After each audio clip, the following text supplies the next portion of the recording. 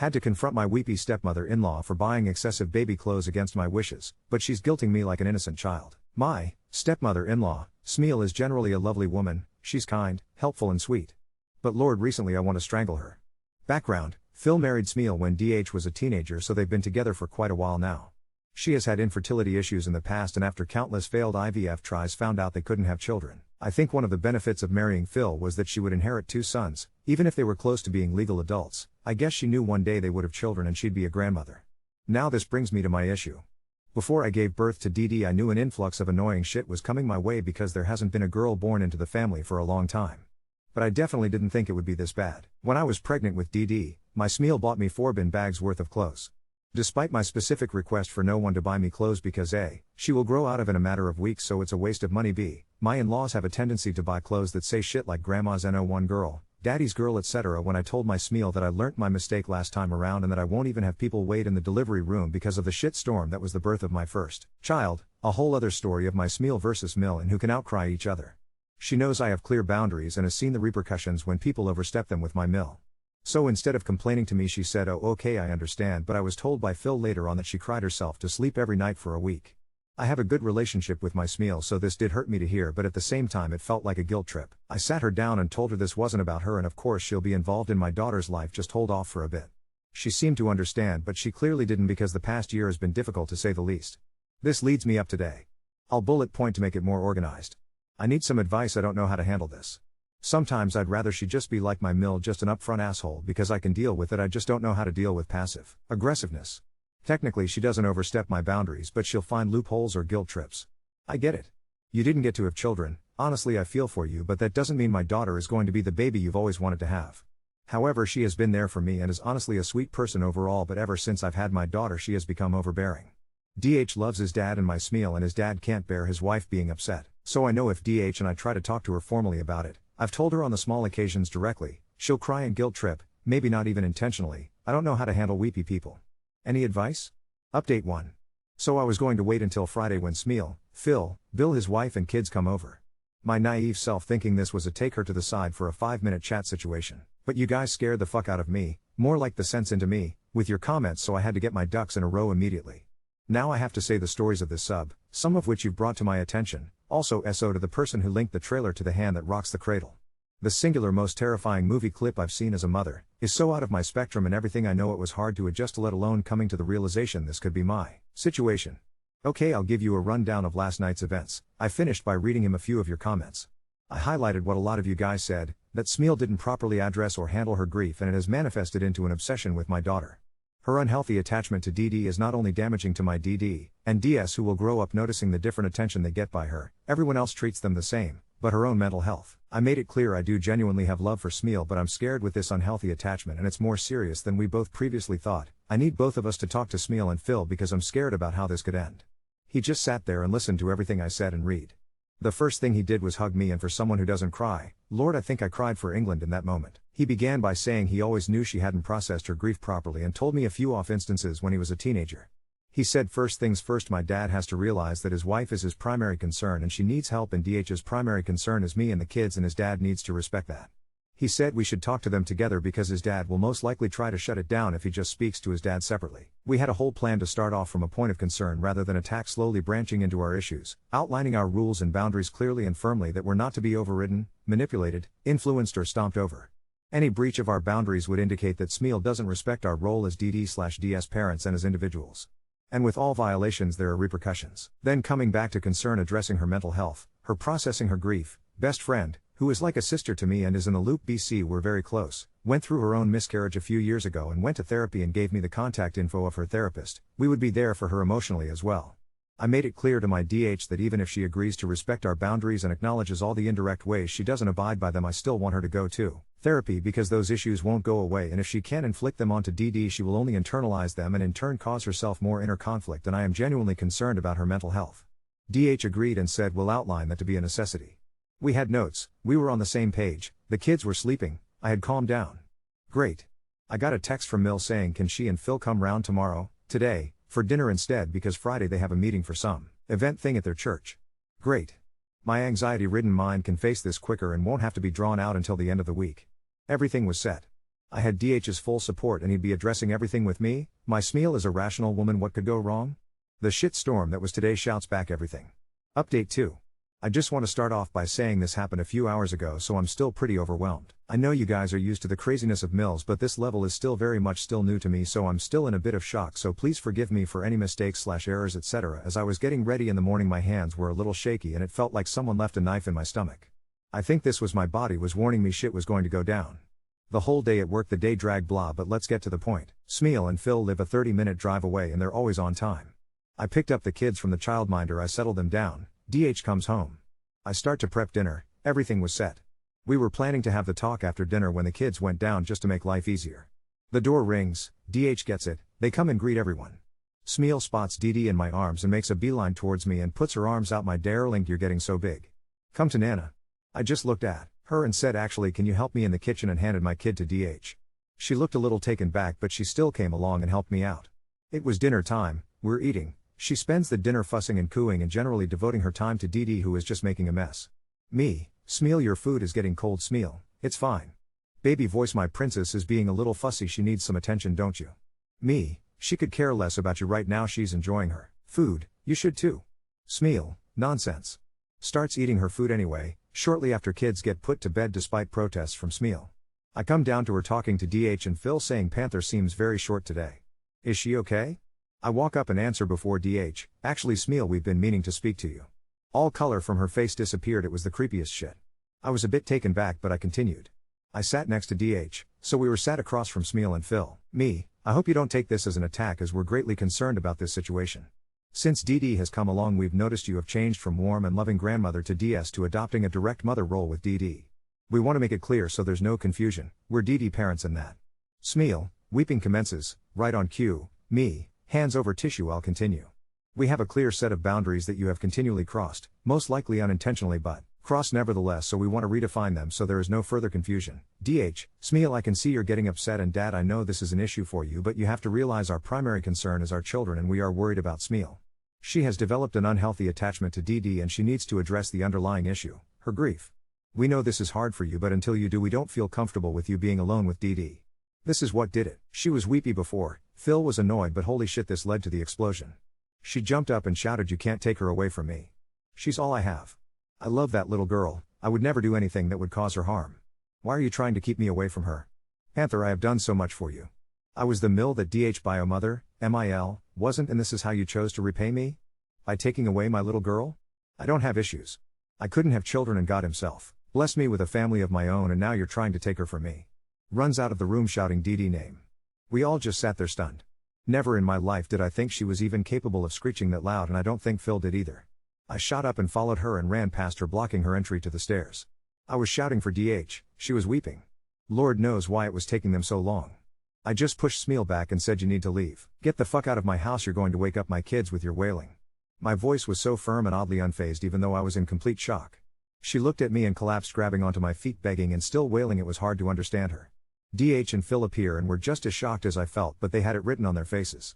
DH walks over to us and unclaws her hands from my feet and lifts up her limp body. She grabs DH by his face and weeps, please, I'll do whatever you want, I'll listen to your rules, please don't take her away from me, she's my little girl. DH looked at Phil and said she needs help, more than what any one of us can give her. Phil finally snaps out of his trance and takes Smeal's hand and is trying to calm her down and put her jacket on. She's still weeping as they're opening the door. Please, please, please, please, Panther, please. Is the last thing I hear before they get in the car and drive off. I run up to check on the kids, they're both fast asleep. I walk back downstairs and just sit on the stairs, then DH walks over and sits down next to me, holds my hand, and we sit there in silence for the next 5 minutes mentally processing what happened. I call the childminder to let her know that she can't release the kids to anyone but me or DH because in the past Phil/Smeal have picked up the kids for me before, so she's familiar with them. We already have a security system, cameras and passcodes that only me and DH knows. I also emailed my boss, which happens to be my friend, to let her know I won't be in tomorrow. I doubt I'm going to get much sleep tonight. I'm pretty lost and stunned after all of this. Update 3. Everything was quiet for a few days. We hadn't heard from Smeal or Phil directly, but Bill said his dad, FIL, was taking care of the situation, which I assumed that meant Phil was taking her to see a professional. DH texted his dad that we were glad he was taking the much needed steps to get Smeal professional attention, and there was no shame in that. We are concerned for her well-being, but due to recent events we'll be limiting our contact, and there is to be no contact with the children until we see great improvement, though visits will still be supervised. We hope she's getting the help she needs and we wish them luck. He replied, I understand and thank you. Cool. I took time off work because I was a little anxious and we were in the process of hiring a nanny, not new, already pre-planned, but apart from the whirlwind that was the breakdown, I thought the situation was contained. This is where the narrator in my life says she thought wrong. I didn't want to leave the house for Mother's Day, but DH planned a whole day, so we agreed we'll celebrate it. I don't know why, but I felt a little guilty. In the back of my mind I couldn't help think of Smeal, who we celebrate every year, and she was probably a mess. So the morning of, I laid out my makeup and went to have a shower. I come back and several products are gone. I assumed it was stress and that I must have forgotten to put it out or misplaced it, so after looking for a while and having not found them, I just used different products and my spare brushes. It was odd, but not unlike me to misplace things, so whatever. We leave. DH, the kids and I are all having brunch at a restaurant 15 minutes from our house. It was fairly packed. It was a little chillier than I expected, so I thought I'd grab a jacket for my kids, and by the time I got back the food would have arrived. So off I go. Now when I pulled up I noticed the door, side door where the recycling bin, outdoor bin etc. are, but there's a window opening above that, important, was slightly open. It's not a door that has a lock, so I assumed the wind must have opened it slightly, but still a little odd. I went to close the door and I noticed a trash can had fallen over. Now this was odd. The wind couldn't have knocked this over, it was full. Now I was a little on edge, but I remained calm but cautious. I went to the front of the house, slowly unlocked the door with my keys, and closed the door behind me. My heart was racing. I was sure I was overreacting, but I had a terrible feeling. I walked up the stairs, walked past my son's room, fuck the jacket, walk up to my daughter's room, and the sight I saw horrified me. My daughter's clothes were organized in rows on the floor. Not folded but laid out. Outfits completed with shoes and accessories. There, sitting cross-legged on the floor, was Smeal. All I could say was what the fuck. This lady got up so fast and sighed like she had been waiting on me. Thank God you're here, Panther. I came to celebrate Mother's Day with the babies. No one was here. I couldn't decide on what outfit to put her in, so I laid them out to get a visual. I literally thought I was the one going crazy. I took out my phone to call DH and she grabbed my phone and said no, we don't have to do that, with the fucking creepiest grin. Now I was split. My heart was saying fuck this shit, start swinging, but my head was saying she's unwell, vulnerable and clearly unstable. Me, Smeal, you need to leave right now. You're not supposed to be here, we are NC. Smeal, but it's Mother's Day. It's the day God meant for mothers and children. I should be with my baby. Me, I was done. She is not your daughter. I am her mother, she is my daughter. You're not even biologically related to her. I'm done with this shit.